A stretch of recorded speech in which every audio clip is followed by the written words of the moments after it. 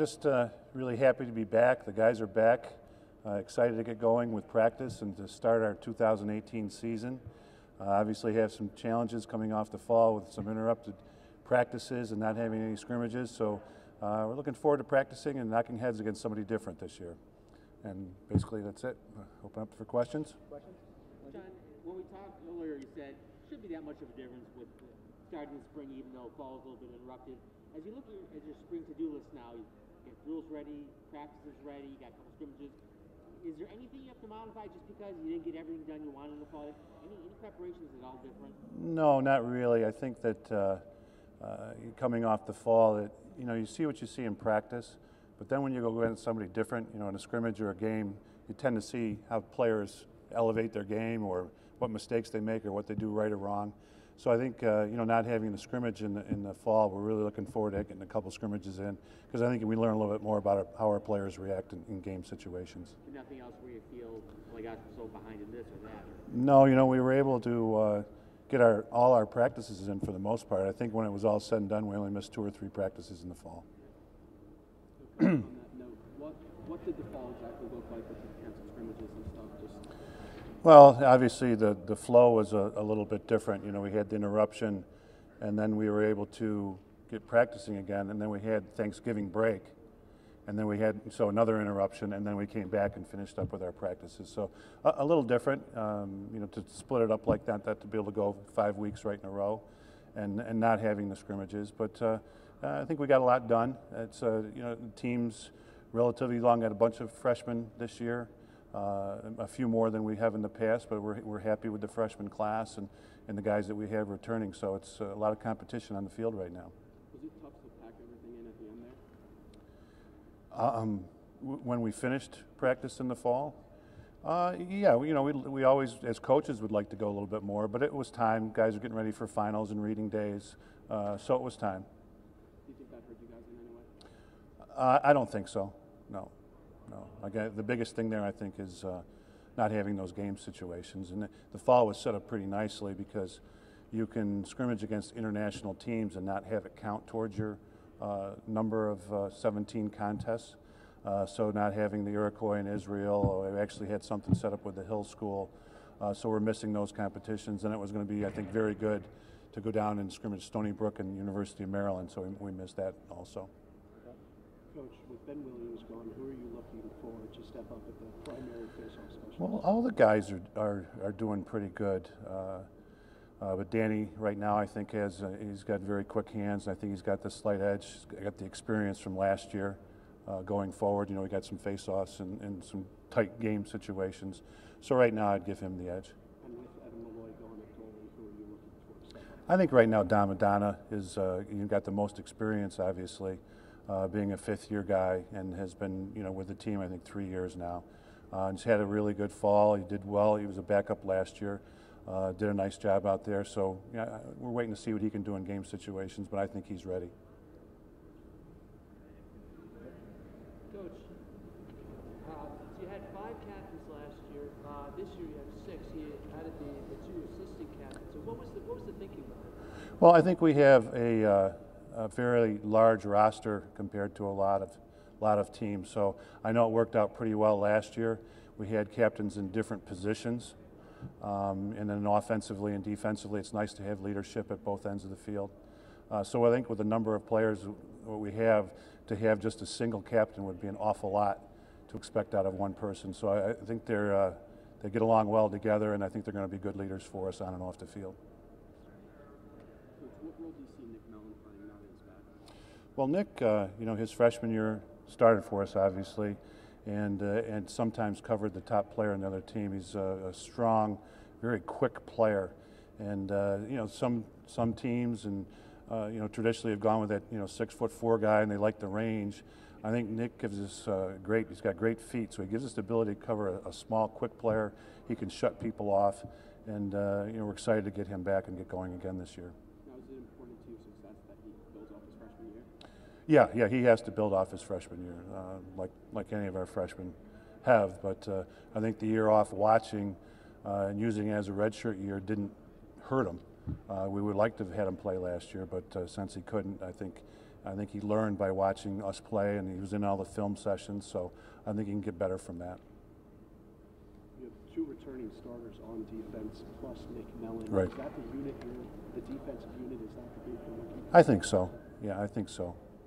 We'll see more, you know, as the spring goes on, and obviously, if we can get guys in game situations, you know, and see what they can do out there, it could change. But there's some pretty good competition going on there. John, I always like to start every year to get a sense, bigger picture sense of his daily program. Now, it's your 19th year as head coach, right? 2009, last national title. Yeah. You always speak about the urgency of not only just get back to Final Four, but winning a title again. Nobody wants it more than you. Where do you think you guys are? Do you feel pressure as the year's going on, as far as more pressure to maybe win and go back? You know, I think it's more a desire than pressure. That we'd like to get back there and like to bring home another trophy. But, you know, the game has changed a little bit. There's a lot of competition going on out there. You can just see in the national rankings some teams that are up there that haven't been there in the past. So I think all we really need to focus on is getting better. Again, we've got, I think you're going to see some younger players get on the field for us relatively early. And I think, you know, something we haven't talked about is our strength of schedule this year is very high.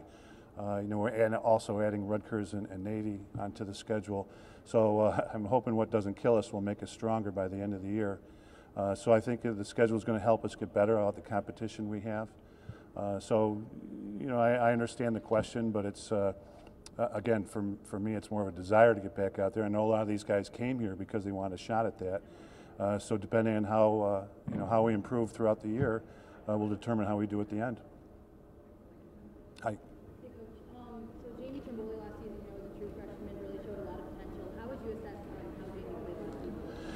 I think he played very well. You know, I forgot what game we put him in, maybe about the 5th game of the year that we moved him up into the first midfield. And, you know, just tremendous ability. He's got that great first step. He's got the speed after the first step, the ability to shoot on the run with both hands. I've got him on man up this year. And I think that you're going to see that he's really elevated his game from last year. So I thought he had a strong performance, especially when he was playing with Mariano and Sergio. Who obviously needed the ball a lot to make things happen. So this year he's going to step into that next role. I think the ball's going to be in his stick a lot, and we're going to need him to create for us and score for us. Speaking of elevating his game, what did you look for going into this season that you really needed to improve upon? Well, that was one of the things in my thought process was he had good ability, but I knew with who was on the first midfield last year and who we were graduating, we need to get some younger guys up to speed. And he was the one. What did he need to improve on? You know, maybe his shooting percentage a little bit. He has to, especially being the guy in the midfield this year, he's going to have to be able to move the ball. I mean, it's no secret, especially early on. People are going to figure it out. They're going to have to go to him early and maybe make him into a passer more than a shooter off of a dodge. So that I think he just need to understand the offense a little bit better and keep his eyes open because people are going to be after him this year. Okay. Hey, Coach, you talked about just the strength of schedule, and you look at the preseason, top 25 in lacrosse. What are your thoughts on the ACC as a whole this year coming in? Very good once again. You know, Duke's picked #1 in the country right now. I know Notre Dame's up there, 5th or 6th or whatever it is, and then us, and I think Carolina's right behind us. And you know, Virginia hasn't had a bad recruiting year, and they adjusted to a new style last year, so we expect them to have some pretty good success this year. So I think the ACC is great competition, and you know, obviously we have the tournament at the end of the year, and somebody will be left out of that. There are only 4 teams, 4 of the 5 make the tournament. So our goal is to get in the ACC tournament and have success there. But I think it's terrific once again, and all those teams have had good recruiting years and had some good younger players on their rosters. Coach, again, you mentioned the defense a little bit earlier, but Austin Fusco became a captain again this year, played long-stick midfielder last year. Where do you kind of see his role going into this season? I think it's going to be similar to last year's. I think he's going to play at the long stick.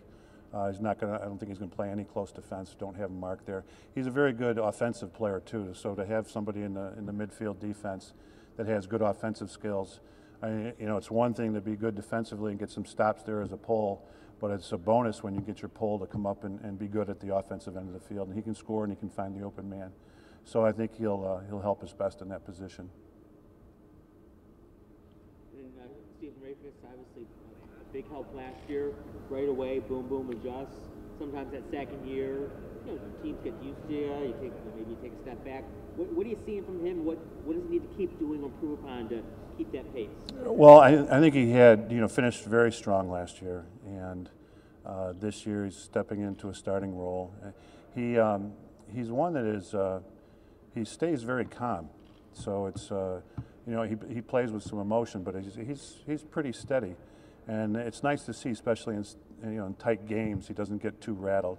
So I think he's going to make our attack strong again this year. I think with Bomberry and Solomon back, Voigt had a tremendous fall, and so with Steven on that left side, I think it's going to be a strong attack. I think we're going to surprise some people there. And then Tyson, I don't know if you view him as your best defender or most physical, but just your thoughts about his role and how important it is for him to keep improving in that defensive center. Yeah, I think he got very comfortable out there last year, in his starting position, and he's probably our best communicator, which you're going to hear a lot of coaches and teams talk about the communication, especially at the defensive end of the field.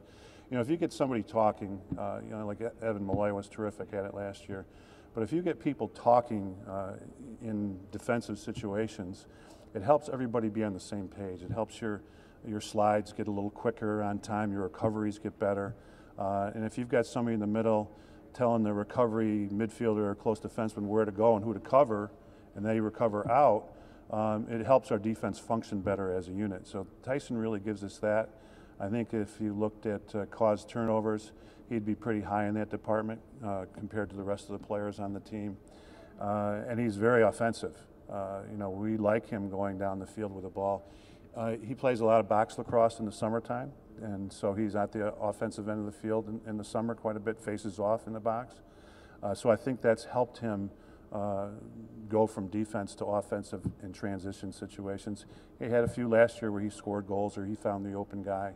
And the other team, it's sometimes they'll let their defenders go down the field knowing that they aren't going to be able to shoot or pass at a very high percentage.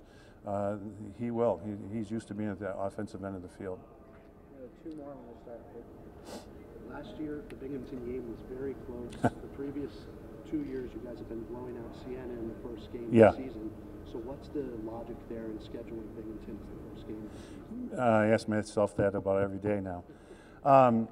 I think that there were, at the end of the year, your RPI has been so important as far as the rankings and going forward, how the NCAA committee will set up for the playoffs. So I think that Binghamton had a pretty good year last year, especially their RPI was fairly high compared to that. So then we've picked up Rutgers and Navy. So right off the bat, our RPI is going to improve, with those teams. I mean, you got to win some games, but it helps our strength of schedule. And all those close games last year, how does that help this year's team? Well, I think you draw on those games.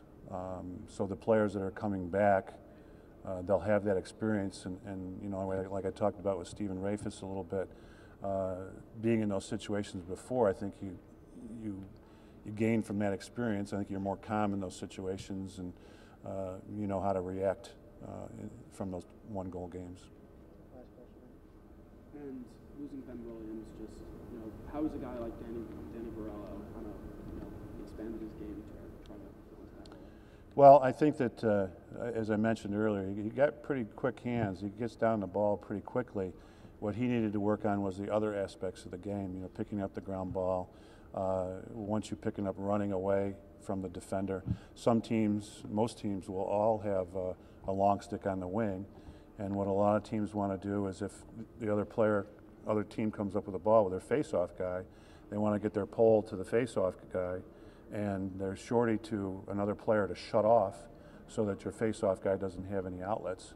And so I think he's worked quite a bit in the summer, and we worked with him this fall About getting him drills, let him handle the ball offensively and being in defensive situations, so that when he does come up with it and others are after him, he'll be able to make better decisions and better passes and getting the ball out to space where our players can pick it up. Are there any specific drills that help him? Everything. We do fast breaks, we'll do stick drills, we do ground ball drills, we do unsettled drills where it's a 6-on-5 or 5-on-6 situations where you have to make fairly quick decisions with the ball, and then we practice just live face-offs, 10-on-10 face-offs.